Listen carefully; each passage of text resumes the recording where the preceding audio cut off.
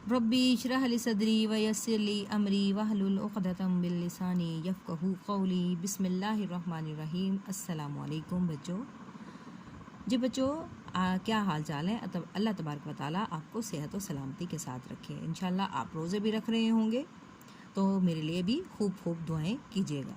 तो जी बच्चों, आज है जुमेरात 15 अप्रैल सन 2021। कॉर्नर पे जमात का काम। और आज का जो हमारा टॉपिक है वह गुल सनोबर की कहानी। हम इसकी कल रीडिंग भी की हमने और हमने इसकी बैक एक्सरसाइज भी की। तो इसमें से मैंने आपको सवाल नंबर 5 मैंने कहा था हम इंशाल्लाह कॉपीज़ पे करेंगे, तो उर्दू अदब की कॉपीज़ खोल लें। आज मुहावरात के हम जुमले बनाएंगे। मैं इनको आपको मीनिंग्स बता देती हूँ।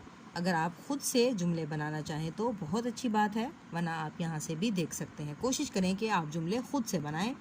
पहला जी जुमला, पहले हमारा मुहावरा है साया मंडलाना। तो इसका क्या मतलब होता है? साया मंडलाना का मतलब होता है खौफ का आलम होना। तो क्या जुमला बनेगा? मोहसिनपुर के लोगों पर हर वक्त मौत का साया मंडलाता रहता था। नंबर 2 पर है जी हु का आलम। ये भी मुहावरा है। ये तमाम जो हम आज करेंगे ये तमाम मुहावरात हैं। हु का आलम। और मुहावरात क्या होते हैं? मुहावरात होते हैं जो अपने असल मायने की जगह हकीकी मायने की जगह ख़ास मायने देते हों, वो मुहावरात कहलाते हैं। हु का आलम का मतलब खामोश होना, सन्नाटा तारी हो जाना। गर्मियों की दोपहर में हर तरफ हु का आलम रहता है। नंबर 3 पर है जी तान लगाना। तान लगाना का मतलब होता है सुर लगाना, यानी अपनी आवाज़ को खूबसूरती से बयान करना। मैंने गीत की ऐसी तान लगाई कि सब हैरान हो गए। आदमजाद। आदमजाद का मतलब होता है इंसान, आदमी। वबा के बाइस बस्ती में दूर दूर तक कोई आदमजाद नहीं था। इसके बाद जी तमतमा उठना। इसका मतलब होता है गुस्सा करना या गुस्से हो जाना। सनोबर ज़हीरा की बात सुनकर तमतमा उठी। इसके बाद है जी खौफज़दा। खौफज़दा का मतलब खौफतारी हो जाना या डर जाना। दोनों मासूम बच्चे बहुत खौफज़दा थे। इसके बाद है मार गजीदा। इसका मतलब होता है सांप का ढसा हुआ। ज़हीरा का बेटा मार गजीदा हालत में था।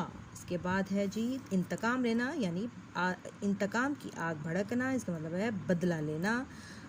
अकरम के दिल में इंतकाम की आग भड़क रही थी। मुकम्मल हो गया। इसके बाद है नंबर 2 तीर की तरह लगना, यानी कि बहुत तेज़ी के साथ लगना, बहुत बुरा लगना। हाँ, तुम्हारी बातें मेरे दिल में तीर की तरह लग रही हैं। इसके बाद है जी फरिश्ता अजल। इसका मतलब है मौत का फरिश्ता। फरिश्ता अजल से कोई बच नहीं सकता। तो बच्चों घर का काम ले लें।